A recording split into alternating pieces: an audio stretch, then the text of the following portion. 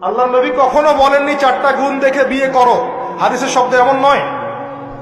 ওলামায়ে কেরামকে জিজ্ঞাসা করেন, চারটা গুণ দেখে বিয়ে করো নয় শব্দটা, চারটা গুণ দেখে সাধারণত বিয়ে করা হয়। চারটা গুণ দেখে সাধারণত বিয়ে করা হয়: সম্পদ, সৌন্দর্য, বংশ, দিনদারিতা। তোমরা দিনদারিতাকে প্রাধান্য দাও, না হলে তোমাদের হাত ধুলোই দূষিত হবে। এখন দেখা যায় দিনী ভাইরা দিনদার ক্যাটরিনা কাইফ খুঁজতেছে। দিনদার মেয়ে চাই কিন্তু সুন্দরী লাগবে। কেন? একটু অসুন্দর হলে আপনার চলবে না? আপনার স্ত্রীর কাছে যা আছে অন্য মেয়ের কাছে তাই আছে, এর বাইরে কিছু নাই। আর 2 দিন পরে, 1 বছর, 2 বছর, 3 বছর পরে, 5 বছর পরে গিয়ে দেখবেন সব সমান হয়ে গেছে। এই দেহের সৌন্দর্য থাকবে না।